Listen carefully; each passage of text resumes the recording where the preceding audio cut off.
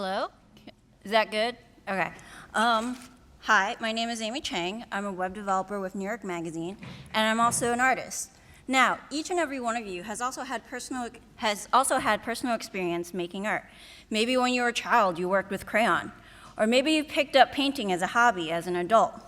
And even if you didn't progress past the crayon stage, well, I have good news for you. If you know JavaScript, you can make art. So in this talk, we're going to recreate two famous masterpieces of modern art: the spot painting series by Damien Hirst and the composition series by Piet and Mondrian. And we're going to recreate these artworks as a way to explore the artistic capabilities of JavaScript. So just like painting, we're going to start with a HTML5 canvas API, which is JavaScript's blank canvas. And so the Canvas API is a way for the browser to tell the computer to dynamically draw bitmap graphics to the screen. In the recent past, we've had to download third-party plugins like Flash and Java in order to do this, but nowadays this capability is present in the most recent versions of all major browsers. So here we have code to draw a circle. Here are the parts I want to go over. So we have something called var ctx equals canvas.getContext 2D. So according to the specs, this is the actual interface that your browser is using to talk to the computer. Here we've set it to 2D, but if you were here for Liv's talk earlier today, she also mentioned canvas. Now if you set that to WebGL, you could start working in three-dimensional space. But for this talk, we're just only going to work in two-dimensional space. Then we have a draw function. And in our draw function, we are telling the computer to start drawing. And we want an arc shape, and we want this arc shape to be drawn 360 degrees. And we want this shape to have an outline. So this draw function is being passed as a callback to something called request animation frame, which also made an appearance in David's talk about animation. So basically, request animation frame is a smarter set interval function. And if you pass a callback to this, the browser is going to assume that you're doing animation. And as such, the browser is going to do some performance stuff to make it smoother. An interesting thing about this animation, request animation frame, is that the callback will not be executed until the current DOM repaint or animation is done completing. It also means that if your browser tab is not in focus, that code will not run. So we're going to draw many, many circles in an effort to recreate the spot painting. And in order to do this, we're going to use some help. We're going to have some help from a framework called P5.js. So P5.js was designed for artists, beginners, and designers. But even though it's kind of designed for non-programmers, it's still capable of doing a lot of stuff we want to do in this talk. So P5.js is actually an offshoot of a Java library called Processing, which was created at the MIT Media Lab.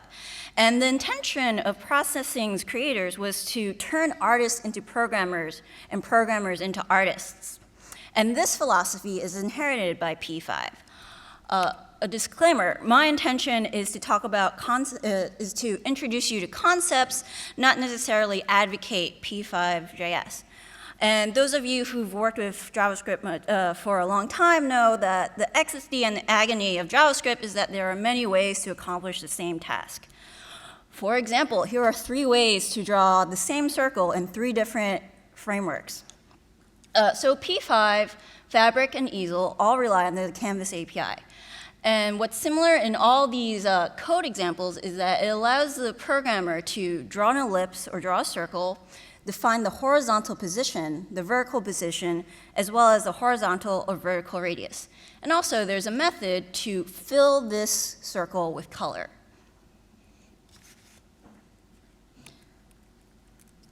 So in a 1996 interview, Damien Hirst, let's go back to this.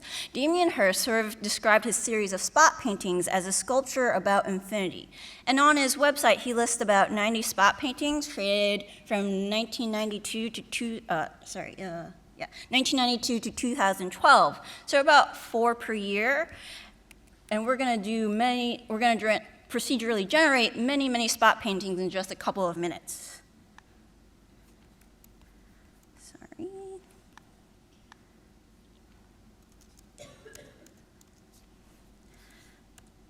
1, 2, 3, 4, and we just generated 4 spot paintings in less than a minute. So let's see what's happening in their code. So P5 requires a setup function, and this setup function runs at the beginning of code execution. So in this setup function, we're creating a canvas element, 800 pixels wide, 500 pixels tall, and we're setting the background of our blank canvas to white, and then we have no loop. So we have a draw function, and this draw function is being passed as a callback to request animation frame, which runs continuously. And what no loop does, it just basically tells P5 to run this block only once and not to keep doing it. So here you'll notice 2 nested for loops. The first for loop draws spot paintings across the canvas, while the second for loop draws spots down the canvas. We have a color function, no stroke, and our familiar ellipse function. So a color function basically fills the preceding shape, that is the shape defined after the color function is called, with color. So I just demonstrated that JavaScript is an artistic medium that can do procedural generation. And the procedure we're executing is the following 3 lines. Now, I feel like the spot painting we generated, the colors of it aren't that faithful to the original. So I'm going to parameterize color in an effort to get it closer to the original spot painting. So returning to our color function. So you notice that fill is accepting 3 arguments, and what these 3 arguments refer to depends on the color mode that we're using. So color mode is, the default color mode that P5 uses is RGB, which stands for red, green, and blue. And what these arguments refer to, the first argument refers to how much red is in the color. The second argument refers to how much green is in the color. And the third argument refers to how much blue is in the color. And you'll also notice that I'm using P5's random function to randomly determine how much red, green, and blue is in the color. We're going to change our color mode to HSB, which stands for hue, saturation, and brightness. Tomorrow, Visnu is actually going to give a whole talk on these color modes, so if you're interested, check out his talk tomorrow. So what I did here is that I created a GUI using the library dat.gui, dat.gui, and it's a simple UI library that was released by the Google Data Arts team a couple of years ago. So what we have here is some UI elements that lets me change our color mode, sliders that affect the range in which the random function is generating numbers, and checkboxes that refer to whether or not I want to randomize those values.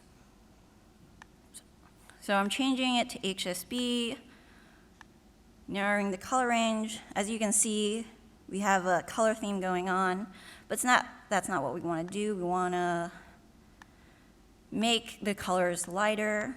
But what I did, I made it brighter, and that's because I maxed out the saturation and brightness arguments. So let's make it dimmer.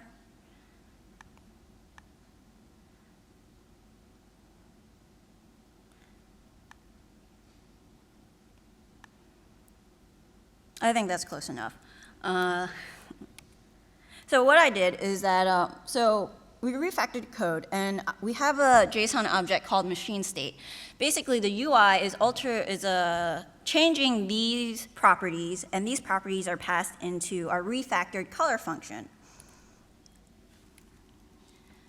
You'll also notice that in addition to making those arguments parameterized, we're still relying pretty heavily on the random function to generate colors. But what if we randomize other visual elements?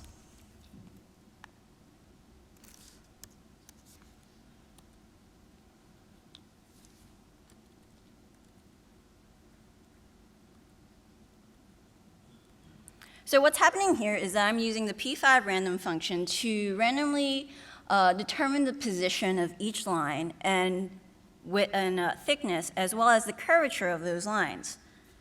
And what we just did is we inadvertently created Elaine de Kooning's preparatory paintings. And like the preparatory paintings, you'll notice, that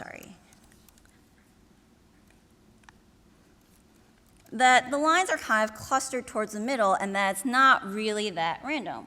Well, that's because we are using a different kind of random function called random Gaussian.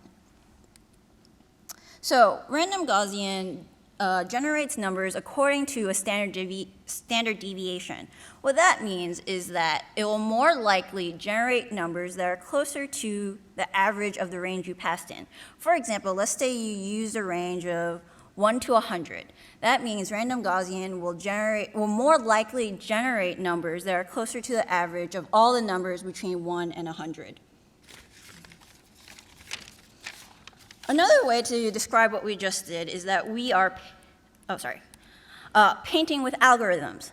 So this is the source code of random Gaussian, and you'll notice here that there's a bunch of math happening. There's square root and there's log numbers, and what all this math does is generate numbers according to mathematical formulas that would generate numbers that are plotted along a standard deviation.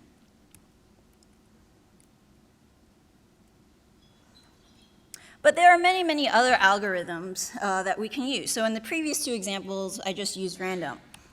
On the screen here is a mathematical formula that generates Mandelbrot set fractals, and these are shapes that happens in nature. So I feel that mathematics is one expression of the world and that art is another, and that computation can act as a bridge between the two. So in this example,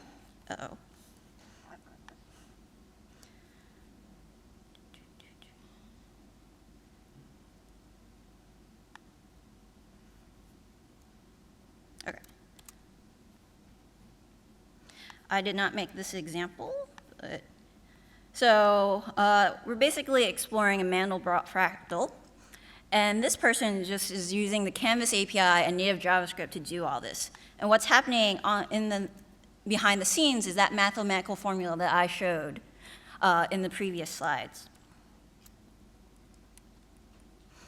Yet another way of viewing the work we just did is that we created a system. And those of you who've worked with web apps know that JavaScript is perfectly capable of managing many disparate parts, such as UI elements, database calls, API calls, user interaction. So let's frame the spot painting demos as an art system. In the system, we have parameters, the random function, the color function, the ellipse function, for loops, and a GUI. And all of this created the spot painting. In the preparatory painting demo, we have curves, lines, random functions, and Gaussian functions. So let's be a little bit more ambitious in the construction and design of a system. Let's recreate Mondrian's composition painting.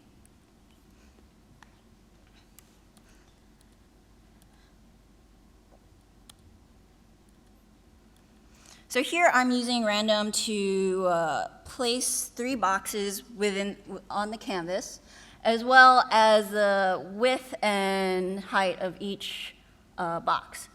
Just a side note, P5 also has a nice convenience method for creating rectangles. It's called rect, R-E-C-T.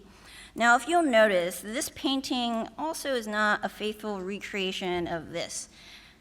And we could spend some time writing more logic to get closer to this, but I think that's kind of underutilizing what JavaScript can do for us. So what if we made each block an automata?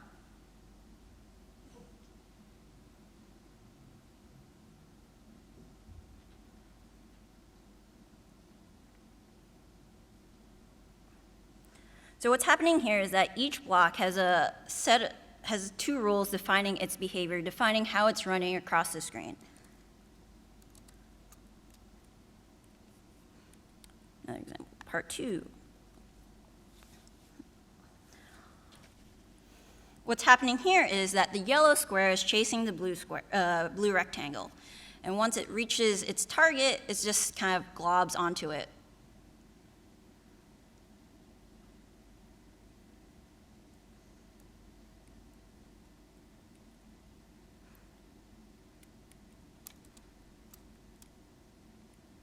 So what's happening here is that each rectangle is actually an object called cell.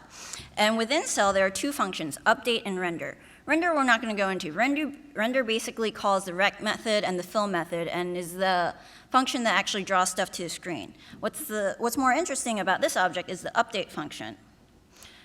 So here you'll see math shows up again. In the update function, so when each rectangle is initialized as a cell object, we're using random to pick a location within the canvas. And what update is doing is that it's determining how far away this object is, the rectangle is from its target location. And it modifies its current position to get closer to where it needs to be. You'll also notice that we just created animation. So request frame animation runs continuously, as I mentioned before. And we can consider each time it executes the callback that it's actually one frame of animation. And it's running so fast that it looks like the rectangle is moving across the screen.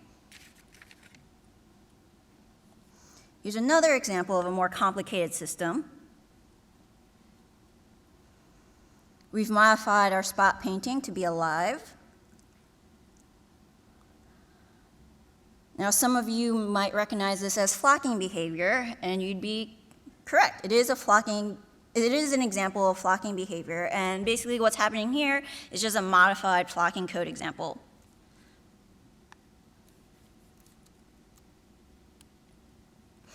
So each flock contains a void or a separate entity, and each entity has 4 functions that determines its behavior. And this is one function, and it's for separation. And basically what's happening here is our code is making sure each spot is not getting too close to its neighbor. But we also want our spots close enough to form a flock. And what's happening here in this function and this function is a lot of vector math to do that. Now, what if we could create a system that could learn rules from the data we give it? Well, this is what machine learning is all about. Machine learning is basically a system that learns from its inputs. In the previous examples, we wrote very explicit rules as to how our system should operate.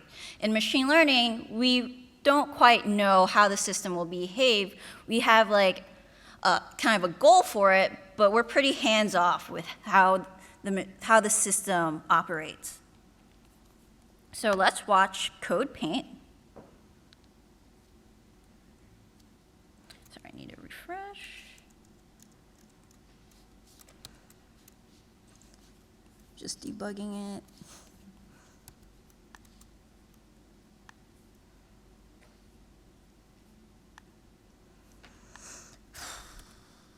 Okay, there we go.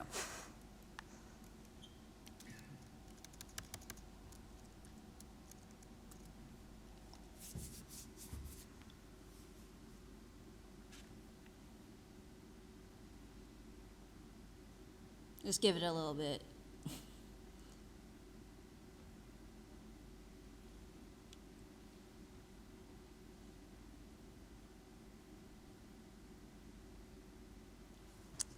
So what is our code painting?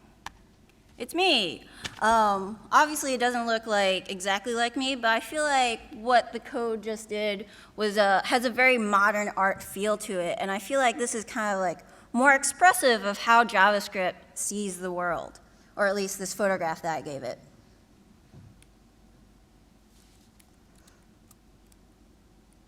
Here are some other paintings it did. You notice that they're kind of different, but in some ways they're kind of the same. That's because our inputs are the same. So what's happening here is that I'm using a machine learning library written in JavaScript, can you believe it, called synaptic.js. And in this code block, we have getPixel function, which I won't go into. So basically, getPixel data looks at the photograph and goes through every pixel and gets the color from each and every pixel. In the iterate function, we have our system learning from that photograph. So in our code, we have this, synaptic.js gives us a computational model of one neuron called a perceptron. So in this iterate function, we have 2 for loops, and that's because we're going through the horizontal and vertical rows of the original photograph. Then we have something called perceptron.activate. So this activate functions under the hood is a activation formula, or a mathematical formula which defines the outputs that our neuron will have. And it's basically this very complicated mathematical formula, which would be impossible to do by hand, but is pretty trivial for computers. So this mathematical formula is basically science's best guess at how a bioelectrical signal actually moves through a neuron. And so in the activate function, our single perceptron is looking at the data and trying to figure out what it's looking at. In the propagate function, what our neuron is doing is that using a dynamic rate, that is how often it's looking at data, it looks at the pixel location and tries to make a guess as to what that color is. Here, the preview function is the actual painting function. So it's taking the canvas's image data and rewriting every single pixel. That's why we have 2 for loops, because it's going through every single row and every single column. And it's basically overwriting each pixel of color with its own best guess as to what that color is. So in this example, what we're doing is we're not explicitly telling, hey, at this pixel location, it should be this color. What we're telling our little JavaScript neuron, or our neuron implemented in JavaScript, that, hey, given this pixel location, what do you think this color should be, judging from what you saw? You'll also notice we have request animation frame, and so what that does is that through each call, so with each frame, our perceptron is continually learning, and that's why we see the painting change over time. Now, if we take the idea of creating an art system based on machine learning, we get deep style transfer. So in this paper, a neural algorithm artistic style, the authors basically created a convolutional neural network. So it's basically like our perceptron, but many, many more neurons and many, many layers of neurons. And so what this neural network is doing is that it's looking at a painting, and it's figuring out all the distinct features of this painting. Oh, this, by the way, is a screenshot from the paper. So it's looking at the painting, figuring out the distinct features, and then, given a photograph, also learning about this photograph, thinking, what are its distinct features? What are all the rules that dictate this photograph? And then what are the rules that dictate this painting? And then it tries to combine everything it has learned into one image. So in this screenshot, the source photograph is in the topmost right-hand corner, and in each subsequent sort of picture, it's applying that painting style to the photograph.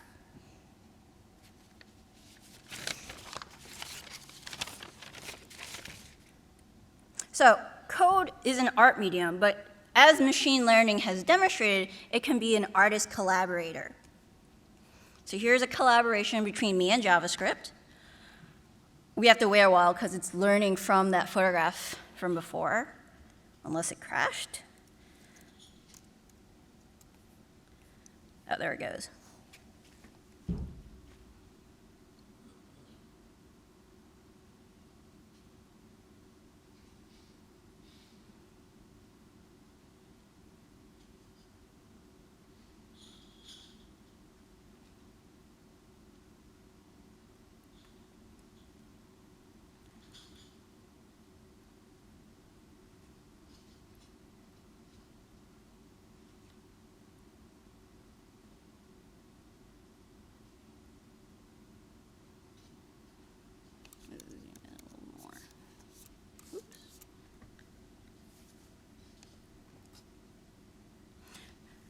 So in this joint venture, JavaScript is making decisions as to what color to use, where to make a stroke, and how transparent each stroke should be, whereas I'm contributing, hey, this, add a little bit of red to spice it up a little bit.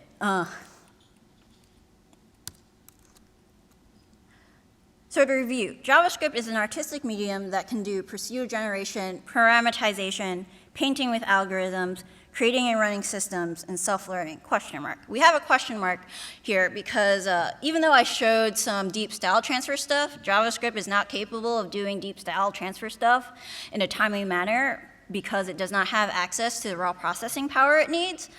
You need like some super souped up video game machine to do that, but that's now. Maybe you'll be working on some service worker stuff to get deep style transfer happening.